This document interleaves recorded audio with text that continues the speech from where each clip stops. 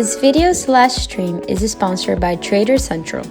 Trader Central provides funding for traders, spot cryptocurrency exchange services, and access to trading tools like copy trade software, portfolio tracking, and a social platform exclusive for communicating with trader friends. Sign up now using the link in the description and get up to 30% off on your first plan. Hey guys, welcome back to my channel. How are you doing? Hope you guys had a great week this past week, as the market gave us plenty of opportunities to capitalize on. In this video, I want to talk about my analysis for gold for the upcoming week, and as usual, I'll start off with the weekly time frame and work my way down to the 4-hour time frame. Now on the weekly time frame, we can see that price has got into this trend line over here, and you can see that this trend line again, just like a demand and supply area or a support and resistance area, it's not really a single line, it's a zone, and price got to that zone and then quickly rejected off it, forming this long wick over there, which shows a massive buy pressure around there on the weekly time frame. So, and then price ended up closing back above this support level, so price didn't really break and close below this support level, so which, you know, in a way it's more of a buy pressure happening at the moment. And if we go down to the daily time frame, we can see what's been happening as well. Price got towards the trend line there, quickly bounced back up, closing up back above this resistance area, and then tried to push price to the upside. Didn't really, it just got into this zone here. So even though it's not touching this, like I said, it's an area, it's not really an exact location. So even if I adjust this a little bit and bring it back down there a little bit, it's still valid because you can see it's here still touching within that area, and price not closing below it as well. So you can see this price testing the area here and coming back down, and then price got here again, tested it, and forming this quick rejection. Price tried to push back below this support level now, but couldn't, and then ended up closing today above that level.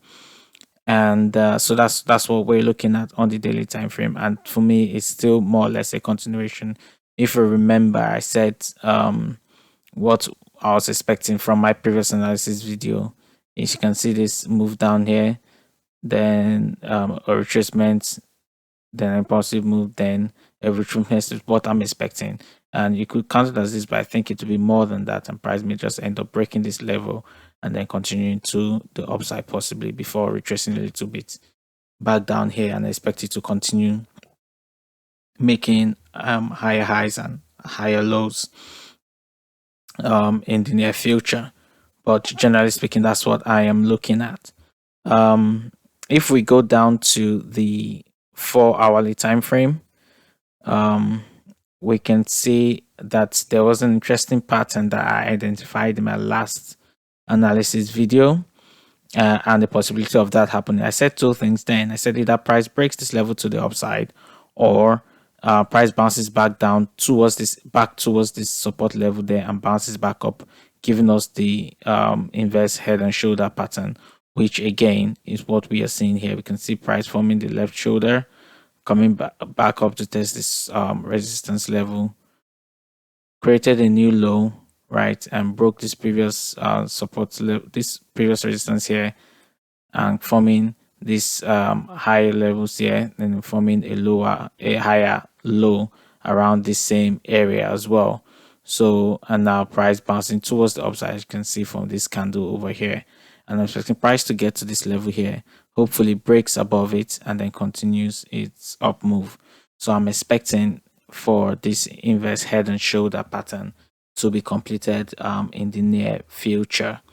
Okay, so this is my most probable trade and what I'm expecting. I'm already in the trade anyway, and looking to gain about 850 pips on that move, and I'll keep adding my to my positions as the price moves in my direction. But this doesn't mean that, even though this is what I think may happen, it doesn't mean that price wouldn't just quickly reverse back down to this trend line and possibly breaking it to the downside, or it could even just reverse back to the trend line here before continuing its up move, just meaning that this was more or less a double bottom pattern that has formed here. So this can happen as well. And if this does happen, it will take me out, which is fine. And then when price gets into this area here, then I'll be looking to capitalize on it. If price gives me a bullish signal here, then I'll take it.